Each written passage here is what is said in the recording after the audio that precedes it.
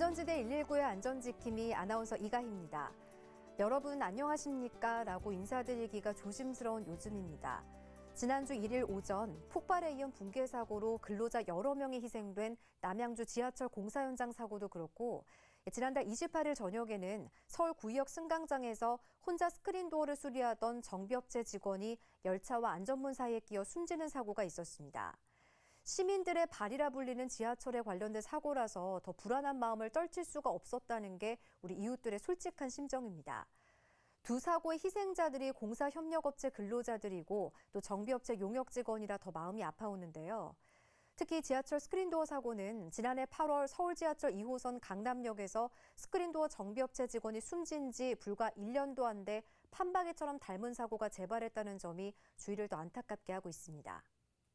이번에 사고를 당한 정비업체 직원은 사고 발생 약 1시간 전 열차가 승강장에 멈추지 않았는데도 안전문이 열리는 등 스크린도어가 오작동한다는 신고가 접수되자 급히 현장으로 출동하라는 긴급 지시를 받고 구의역에 도착해서 승강장 안전문을 열고 점검하기 시작한 지 불과 4분 만에 끔찍한 사고를 당한 것으로 밝혀졌습니다.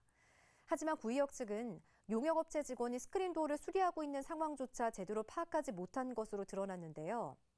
2인 1조 작업 원칙, 작업 통보 원칙 등 기본적인 안전 매뉴얼이 전혀 지켜지지 않아 일어난 사고로 치부되고 마는 이딴 스크린도어 사망 사고. 그러나 그 실상을 조사한 바에 의하면 스크린도어 사고가 워낙 동시다발로 여러 군데에서 자주 발생하는 통에 2인 1조로 작업하다가도 한 사람은 또 다른 사고 현장으로 급히 이동해야 하기 때문에 2인 1조의 작업 원칙이 정비업체 현실과는 사뭇 동떨어진 구두선에 불과한 원칙이라는 주장도 많아서 이번에야말로 제대로 된 개선책이 마련해야 할 시기라는 목소리가 높습니다.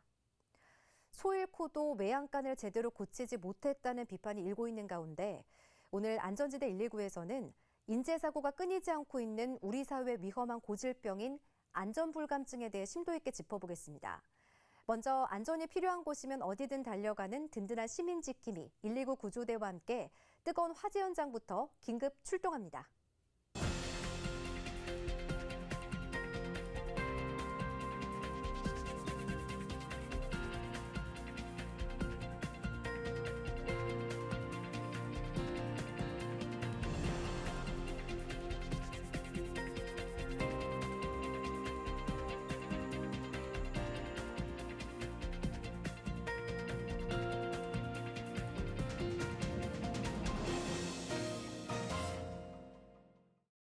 안전지대 119처럼 국민의 안전이 최우선인 전문가를 모셨습니다. 서울시립대 도시방재안전연구소 부소장 이영주 교수님입니다. 교수님 어서 오세요. 네, 안녕하세요. 안녕하세요.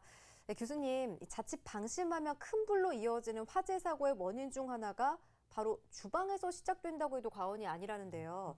이 주방에서 요리를 하거나 기름을 잘못 다뤄서 화재로 이어지는 경우가 그렇게 많다면서요? 네, 그렇습니다.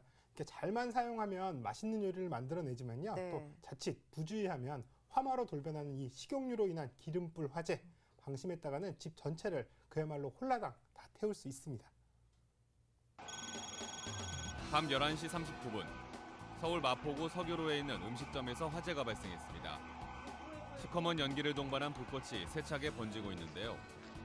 이 불로 식당 종업원 2명이 대피했고 영업시간이 끝나 음식점에 손님이 없어 다행히 인명피해는 없었습니다. 119 소방대원들은 14분 만에 잔불 처리까지 모두 마쳤는데요.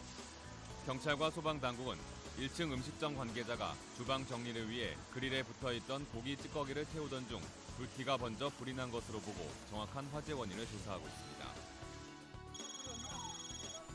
밤 12시 52분, 서울 관악구 원신길에 있는 무허가 주택에서 불이 나 119 소방대가 긴급 출동했습니다. 시뻘건 불길은 주택 2개 동을 집어삼키고 있는데요. 다행히 불은 인명피해 없이 20분 만에 꺼졌습니다. 늦은 시간 갑작스럽게 주택에 불이 난 원인에 대해 경찰과 소방당국은 화재 원인 감식에 들어갔습니다. 오전 9시 47분, 서울 은평구 북한산에서 화재가 발생했습니다. 북한산 향로봉 구분응선에서 불이 시작된 것으로 추정되고 있는데요. 누군가 버린 담배꽁초로 인한 산불로 임야 150제곱미터가 순식간에 소실됐습니다. 수십 년을 가꾼 살림을 부주의한 행동으로 잃는 일 다시는 없어야겠습니다. 새벽 5시 31분, 서울 성북구 삼선교로에 있는 일반 주택 지하 1층에서 화재가 발생했습니다. 이 불로 주택에 있던 2명이 연기를 흡입해 병원으로 옮겨졌는데요. 새벽 시간 지하에 사는 거주자가 화장실에 가던 중 작은 방에서 불꽃과 연기를 발견하고 급히 대피한 것입니다. 다행히 119 소방대원의 신속한 화재 진압으로 더 큰 피해는 막을 수 있었는데요. 경찰과 소방당국은 새벽녘 주택 지하에서 불이 난 정확한 원인을 밝히기 위해 조사 중입니다. 기름으로 인한 화재가 연일 이어지고 있는데요. 집안이나 음식점에서 기름을 다룰 때는 특히 조심해야겠습니다. 네, 그렇습니다. 고기를 구워 먹고 찌꺼기를 닦은 휴지를 쓰레기통에 그냥 버리는 일 이렇게 종종 있잖아요. 그럼요. 그런데 이렇게 여기서 불이 날 수 있다는 점을 명심하셔야 되겠습니다. 네. 실제로 이런 화재가 지난달 27일 새벽에 발생을 했는데요. 성북구 다가구 주택에서 발생을 했습니다. 저 매일 그렇게 닦고 자주 그렇게 하거든요. 근데 기름 찌꺼기가 휴지통에서 열을 발생해서 불이 났다는 말씀인 거죠. 근데 튀김을 하다가 기름이 튀어 불이 나는 경우는 많이 봤는데 식용유 기름을 닦은 휴지에서 불이 났다? 쉽게 믿기지가 않는데요. 대체 기름 온도가 얼마나 높길래 집안을 다 태울 정도로 불이 번지나 싶기도 하고 정말 그런가요? 네, 그렇습니다. 쓰레기통에 버린 식용유 찌꺼기에서 불이 날 수도 있는데요. 네. 식용유 찌꺼기를 휴지로 닦아서 이렇게 쓰레기통에 버렸는데 불이 나는 이 이유는 네. 바로 휴지가 빨아들인 이 높은 기름의 열을 때문에 쓰레기통 네. 속에서 불이 나는 경우라고 할 수 있겠는데요. 근처에 바닷물이나 가연물이 없어도 자연적으로 불이 날 수 있다는 것에서 이 부분을 아주 주목하셔야 되겠습니다. 이처럼 기름 찌꺼기가 원인이 된 화재는요, 전국적으로 매년 10여 건 정도 이렇게 발생하는 것으로 보이고 많네요. 있는데요. 네. 기름 속에 오래 담궈져 있었던 찌꺼기일수록 또 찌꺼기의 양이 많을수록 온도가 그만큼 높아져서요. 불이 날 가능성도 그만큼 더 높아진다. 이렇게 보시면 될 것 같습니다. 이는 실험을 통해서도 입증된 바인데요. 약 180도 정도로 끓는 기름에 15분 동안 담겨 있었던 기름 찌꺼기에서 약 40여 분 만에 불이 나는 것을 확인할 수 있었습니다. 정말 조심해야겠네요. 그러니까 주로 치킨집이나 고깃집처럼 많은 양의 기름 찌꺼기를 모아두는 곳은 특히 더 조심을 해야겠습니다. 자, 그렇다면 이렇게 위험할 수 있는 기름 찌꺼기 화재 예방법은 없을까요? 네. 기름을 닦은 휴지는 뜨거운 상태에서 이렇게 바로 버려서는 당연히 안 되겠습니다. 네. 반드시 충분히 식힌 이후에 버려야 되겠고요. 또 기름을 가열할 때는요, 한순간도 자리를 비워서는 안 된다는 사실 꼭 명심을 하셔야겠습니다. 네, 잠깐만 방심해도 순식간에 보금자리와 일터를 모조리 태워버릴 수 있다는 사실 잊어서는 안 되겠습니다. 새벽 2시 58분 서울 용산구 이촌로 부근 강변북로 동작대교 근처에서 택시 넉 대가 잇따라 추돌했습니다. 이 사고로 택시 한 대가 전복돼 택시기사와 외국인 승객 한 명이 부상을 입고 병원으로 급히 이송됐습니다. 경찰과 소방당국은 빗길에 차가 미끄러져 추돌 사고가 난 것으로 보고 정확한 사고 경위를 조사하고 있습니다. 아침 6시 41분 서울 관악구 봉천로에서 사람이 차량 밑에 깔리는 아찔한 사고가 발생했습니다. 서울대역 사거리에서 사람이 차에 치인 뒤 차 밑에 깔린 사고인데요. 구조가 시급한 상황입니다. 119 구조대원들이 유압장비를 이용해 신속하게 차 밑에 깔린 사람을 빼낸 뒤 급히 병원으로 이송했습니다. 경찰은 정확한 사고 경위를 밝히기 위해 다각도로 조사를 벌이고 있습니다. 새벽 4시 20분 서울 강북구 한천로에서 버스가 음식점 외벽을 들이받는 사고가 발생했습니다. 버스는 번동 차고지에서 강북구청 방향으로 주행 중 건물에 추돌했는데요. 이 사고로 60대 남성 한 명이 전신에 통증을 호소해 병원으로 옮겨졌습니다.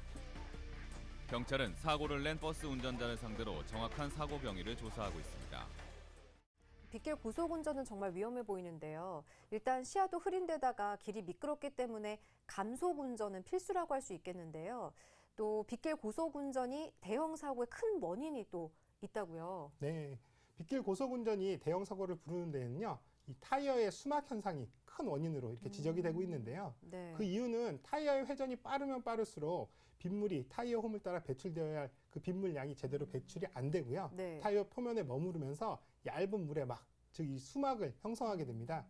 이 둘러진 수막 때문에 타이어와 지면의 접촉면이 줄어들고요. 또 차는 마치 물 위에 떠 있는 것처럼 이렇게 미끄러지게 되는데요. 네. 타이어 둘레에 이런 수막이 형성되면 브레이크가 잘 듣지도 않고요. 또 쉽게 미끄러져서 사고의 위험이 그만큼 높아집니다. 이런 이유 때문에 빗길 운전 시에는요, 과속은 당연히 절대 해서는 안 되겠고요. 네. 타이어의 공기압도 미리미리 체크하는 것이 중요합니다. 네, 그 타이어 상태가 굉장히 중요할 것 같은데요. 비 오는 도로를 달릴 때는 공기압은 어떻게 유지해야 되죠? 네. 타이어 공기압은 평소보다 약 10% 정도 높여줘야 타이어가 이렇게 꼿꼿이 서서요. 네. 홈 사이로 들어온 물들이 잘 빠져나갈 수 있게 됩니다. 그리고 또 타이어 마모 상태도 굉장히 중요한데요. 교통안전공단에서 실험한 결과를 보면요. 빗길 운전 실험 결과 타이어의 마모도에 따라서 네. 제동 거리는 최대 70% 이상 길어지기도 한다고 합니다. 네. 도로가 젖은 상태에서 시속 100km로 달리다가 급제동을 하는 경우에요. 홈 깊이가 7mm 정도 되는 새 타이어의 제동 거리는 53m였는데요.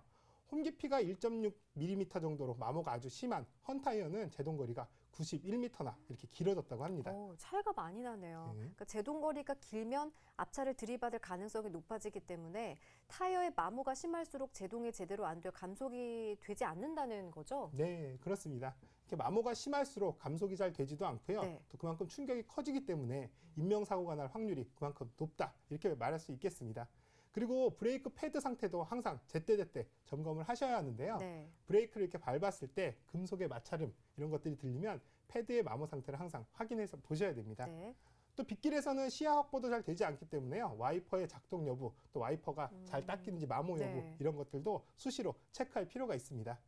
와이퍼를 좌우로 작동시키는데도요. 이렇게 얼룩이 남거나 또 드르륵 이런 소리가 들린다면 교체할 때가 됐다 이렇게 생각하시면 되겠습니다. 네, 곧 다가올 장마철을 대비해서 차량 점검을 제대로 해야겠습니다. 초보 운전자들은 특히 차량의 이상 징후에 더욱 긴장할 수밖에 없을 텐데요. 내 차 상태를 미리미리 체크하는 안전 습관을 들여야겠습니다. 네, 차량 김서림 상태도 항상 꼼꼼히 체크하고 빗길 안전 수칙을 잊지 마시기 바라겠습니다. 네. 빗길 운전은 맑은 날보다 치사율이 아주 높다는 것을 꼭 명심하셔야겠습니다. 오후 5시 55분 서울 광진구 구의역에서 승강장 안전문을 점검하던 용역업체 직원이 전동차와 스크린도어에 끼어 사망하는 안타까운 사고가 발생했습니다. 사망한 용역업체 직원은 스크린도어가 오작동한다는 신고를 받고 혼자 점검에 나섰다가 변을 당한 것으로 밝혀졌습니다. 서울 메트로는 사망한 직원이 2인 1조 안전수칙을 지키지 않고 홀로 스크린도어를 수리하다가 사고를 당했다고 밝혔습니다. 지난해 8월 강남역에서 스크린도어를 홀로 점검하던 용역업체 직원의 사망사고가 있은 후 9개월 만에 똑같은 판박이 사고가 또다시 발생해 유사사고 방지를 위한 근본적인 대책이 시급하다는 목소리가 높습니다. 밤 11시 44분 서울 송파구 오금로의 기계식 주차장에서 운전자가 주차를 하던 중 2m 아래 지하 1층으로 추락하는 아찔한 사고가 발생했습니다. 운전자는 기계식 주차장의 출입문이 채 열리지 않은 상태에서 진입하다가 사고를 당했는데요. 다행히 119 구조대의 신속한 구조로 운전자는 큰 부상 없이 병원으로 옮겨졌습니다. 경찰은 운전을 하던 여성이 음주 상태에서 주차를 하다가 사고가 난 것으로 보고 정확한 사고 경위를 조사하고 있습니다. 저녁 6시 42분 서울 송파구 잠실대교 남단 삼거리에서 버스와 승용차가 추돌해 버스의 천연가스 탱크에서 가스가 누출되는 사고가 발생했습니다. 잠실대교 남단 삼거리에서 잠실역 방향으로 좌회전하던 버스와 승용차가 추돌하면서 사고가 발생했는데요. 경찰과 119 구조대의 발빠른 현장 대응으로 다행히 인명피해는 발생하지 않았습니다. 경찰은 정확한 사고 경위를 밝히기 위해 다방면으로 조사 중인데요. 하마터면 큰 사고로 이어질 뻔한 아찔한 추돌 사고 현장입니다. 아까 프로그램 시작할 때도 안타깝다는 말씀 드렸었는데 스크린도어 사망사고가 또 일어났습니다. 1년 전 강남역에서 정비 직원이 스크린도어를 혼자 수리하던 중 일어난 사망사고와 판박이 같은 똑같은 사고가 9개월 만에 또 일어났는데요. 제대로 된 대책이 시급해 보입니다. 네, 지난 8월 강남역에서도요. 나홀로 작업을 하던 정비업체 용역 직원 한 명이 사망한 사건 이후에 네. 서울 메트로는 스크린도어 수리 작업 시에 2인 1조를 투입해서 한 명은 진입해오는 열차를 감시하도록 하고요. 네. 또 수리하러 출동을 갈 때에는 반드시 역무실과 전자운영실로 통보하는 원칙, 그리고 작업 전후 신고를 하고 작업 표지판을 부착하는 등의 안전대책을 발표했었는데요. 그러나 이 중 단 하나도 제대로 지켜지지 않았습니다. 네. 이번 사고도 혼자 작업을 하던 중에 발생을 했고요. 또 작업 사실이 통보되지 않은 것으로 알려졌습니다. 달리는 열차의 작업 중을 알려줄 표지판도 없었다고 합니다. 네, 우리 사회의 안전불감증이 또 한 명의 희생자를 낳았는데요. 서울메트로 측은 정비업체 용역 직원이 수리 작업을 하고 있었던 상황도 제대로 알지 못했다고 하니까 정말 안타까운 일이 아닐 수 없습니다. 네. 서울메트로 측은 수리 직원이 점검하러 왔다고 이렇게 말을 한 뒤에 영무실을 네. 나섰고 또 작업일지도 쓰지 않아서 정확한 작업 상황을 몰랐다고 또 현장을 제대로 통제하지 못한 것은 사실이라고 이렇게 인정을 하기도 했는데요. 안전문 이상이 보고된 이후에 1시간가량이 이미 지났고요. 또 네. 용역 직원이 도착해서 안전문 열쇠를 가져갔는데도 이 영무실 직원 1명과 또 역 분해에 있던 직원 2명은 이런 사실을 제대로 알지도 못했다고 합니다. 안전불감증이 돌이킬 수 없는 사망사고를 낸 것이라고 할 수 있겠는데요. 더욱이 희생된 용역 직원은 나이가 19살밖에 되지 않아서 가족과 주위를 더욱 안타깝게 하고 있습니다. 네, 안전에 대해 조금만 신경 썼다면 발생하지 않았을 사고인데 정말 안타까운 일이 아닐 수 없는데요. 유사사고 방지를 위한 예방법이 절실해 보입니다. 네, 그렇습니다. 고용노동부는 지하철 구의역 스크린도어 작업자 사망사고와 관련해서요. 서울 메트로 등은 7일부터 17일까지 특별 감독을 한다고 밝혔는데요. 네. 고용부는 이번 감독에서 직원 38명을 투입해서 서울 메트로 본사, 또 지하철 역사와 스크린도어 운영 업체 등 안전, 보건관리 실태 전반을 점검하기로 했습니다.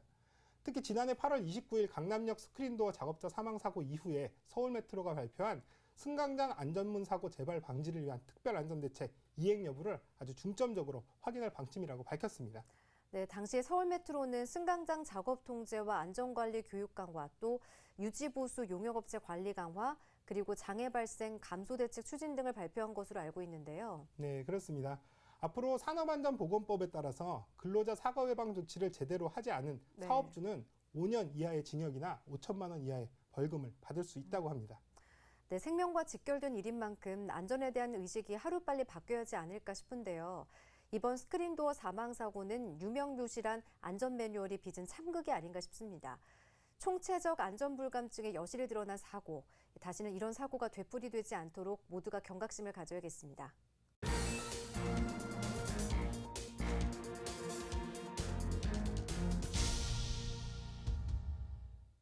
우리들의 안전생활을 위해 안전수칙을 속속들이 짚어보는 안전연구소 알아야 산다 시간입니다. 교수님, 녹음이 짙어지면서 산을 찾는 사람들이 늘고 있습니다.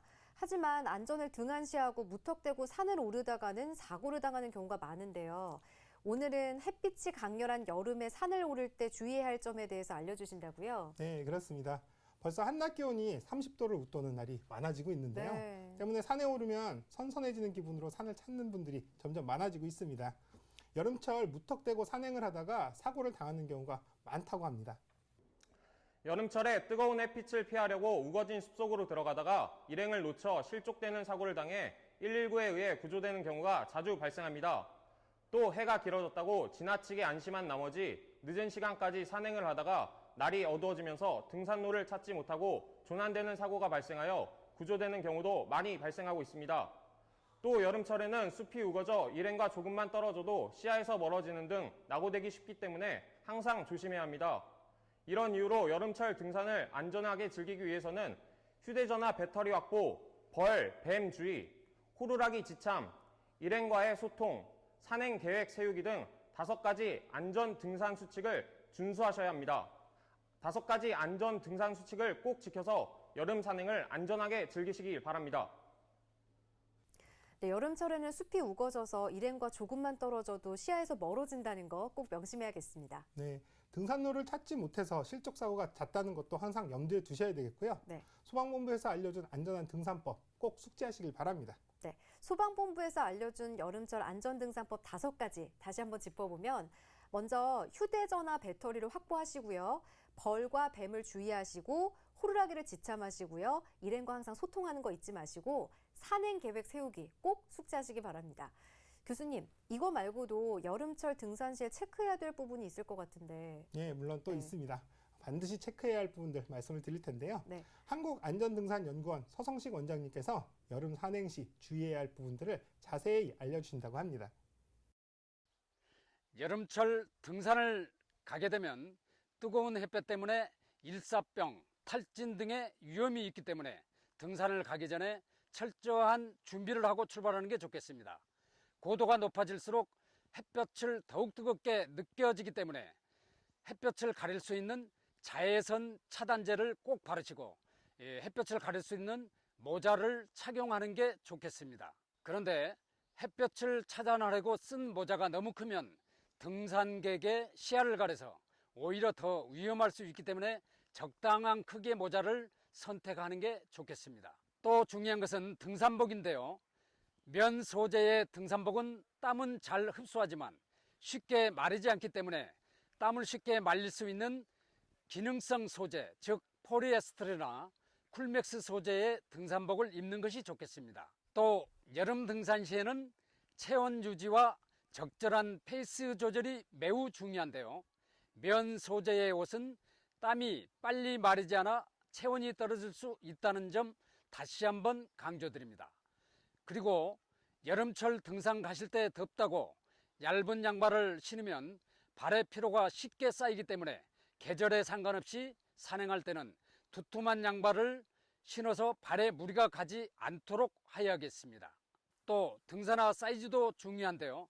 등산화를 선택하실 때는 평소 사이즈보다 5mm 정도 큰 사이즈를 선택하여, 즉 손가락 하나 정도가 발 뒤꿈치에 들어갈 수 있는 사이즈가 좋겠습니다. 등산은 에너지 소비가 많은 운동입니다. 특히 여름 등산은 땀을 많이 흘리게 돼 다른 계절보다 에너지를 더 빨리 많이 소비하게 됩니다. 또 산을 오르는 등산 속도도 매우 중요합니다. 산을 빨리 오르는 것보다 30분마다 쉬면서 무리가 가지 않게 산행하는 것이 중요합니다. 등산 중 수분 섭취도 중요합니다. 등산을 가고자 하실 때는 출발 전 집에서 충분한 물 약 300~400ml 정도를 미리 섭취하고 산행하는 것이 좋으며, 산행 중에는 조금씩 목을 축이는 정도로 자주 섭취하는 것이 좋습니다. 네, 여름 등산할 때 체크할 부분이 생각보다 많네요. 역시 등산에서 의상과 신발은 아주 중요한 부분인 것 같습니다. 특히 여름에 등산화는 평소보다 발 뒤쪽에 손가락 하나가 들어갈 정도로 여유 있게 신어야 한다는 사실은 처음 알았어요. 네. 발에 땀이 차서 이렇게 부풀거나 부을 수 있기 때문에요. 네. 여름에는 등산화를 조금 크게 신는 것, 이런 것들을 권장합니다. 또 덥다고 얇은 양말을 신는 것은 발에 이렇게 무리가 올 수도 있기 때문에요. 꼭 두툼한 양말 신으셔야 되겠고요. 일사병, 탈수에도 항상 대비를 하셔야겠습니다. 갈증을 느끼게 되면 피로감이 쉽게 몰려오기 때문에요. 등산을 가고자 하실 때는 출발 전에 집에서부터 충분한 물, 즉 한 300에서 400ml 정도의 물을 미리 섭취를 하시고 산행을 하시는 것이 좋겠고요. 네. 또 등산 중에 수분 섭취는 목이 마르기 전에 물을 조금씩 자주 마시는 것이 좋은데요. 네. 물을 섭취할 때는요, 한 번에 작은 생수병의 절반 정도 분량인 한 200cc 정도씩 이렇게 마셔주는 것이 가장 적당하다고 합니다. 네. 그러니까 여름 산행 시에는 탈진에 주의해야 한다고 하셨는데, 그렇다면 탈진을 했을 때는 어떻게 대처해야 하나요? 네. 여름 산행 시 흔히 발생할 수 있는 증상, 이 탈진에 대한 대처법도 잘 알고 있어야 됩니다. 여름 등산의 적은 열탈진입니다. 열탈진이란 우리 몸 안의 수분과 전해질이 부족할 때 생기는 이상현상입니다. 더운 환경에서 수분을 충분히 보충해주지 않거나 맹물만 먹었을 때 발생하는데요. 이런 열탈진으로 탈수가 오면 경련과 두통, 구토 등을 유발하며 기절할 수도 있기 때문에 특히 주의해야 합니다. 이런 열탈진 증세를 보이는 즉시 그늘에서 다리를 약간 올린 후 충분한 휴식을 취해야 합니다. 의식이 있다면 서늘한 곳에서 이온 음료 등을 마시면서 안정을 취하는 것이 좋으며, 만약 의식이 없는 상태에서 물을 먹이면 물이 기도로 넘어가 폐렴을 유발할 수도 있으므로 무리한 수분 공급을 삼가고 신속히 병원으로 옮기게 주변에서 도와줘야 합니다.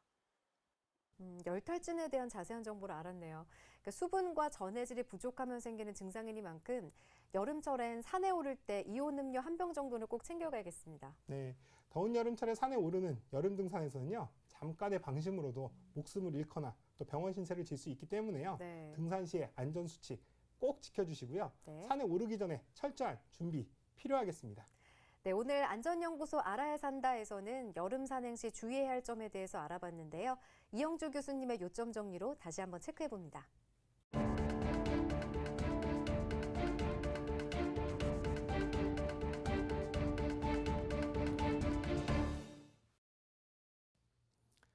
날씨가 더워지면서 시원함을 찾아 가족, 친구, 연인과 함께 많이 가는 여름 산행. 하지만 안전수칙을 등한시했다가는 바로 사고로 이어질 수 있습니다. 여름 산행 시 꼭 체크해야 될 부분 다시 한번 알려드리도록 하겠습니다. 여름엔 숲이 우거져서 조금만 방심을 해도 일행을 놓쳐서 실족사로 이어질 수 있습니다. 따라서 여름철 안전 등산법, 휴대전화 배터리 확보, 벌뱀 주의, 호루라기 지참, 일행과의 소통, 산행 계획 세우기, 이 5가지는 꼭 숙지하시기 바랍니다. 여름철은 햇빛이 뜨겁기 때문에 반드시 자외선 차단제를 바르고 또 챙에 있는 모자를 꼭 쓰시기 바랍니다. 그리고 여름철 등산 시에는 등산복, 신발이 굉장히 중요한데요. 등산복은 땀이 잘 마를 수 있는 폴리에스테르나 쿨맥스 소재를 입는 것이 좋습니다. 등산화는 평소보다 발 뒤축에 손가락 하나 들어갈 정도의 여유 있게 신는 것을 권장드립니다. 여름철 등산에서는 열탈진을 조심하셔야 하는데요. 열탈진은 전해질과 수분이 부족해서 생기는 이상 증상입니다. 열탈진이 오면 두통, 구토, 경련을 호소하게 되는데요. 이런 증상이 나타나면 바로 등산화를 벗고 다리를 약간 높게 올린 후에 서늘한 곳에서 이온 음료 등을 섭취하는 것이 좋습니다. 이때 의식이 없는 환자인 경우에 억지로 물을 먹이면 폐에 이상이 올 수도 있으니까요. 절대 그러지 마시고 119로 바로 신고를 하셔야 합니다. 시원함을 만끽하기 위해 찾는 여름산에서 뜻하지 않은 사고를 당할 수 있습니다. 반드시 안전수칙 숙지하시고 산에 오르기 전에는 철저한 준비 필요하겠습니다.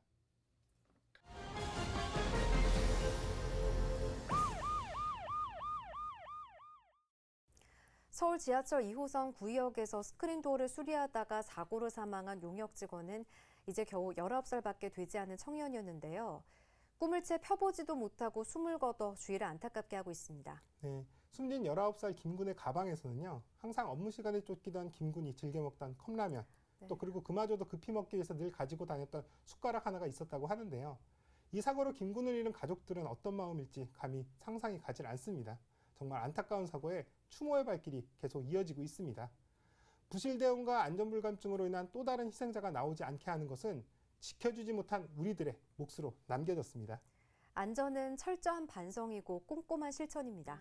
안전은 우리들의 공동 운명이기 때문입니다.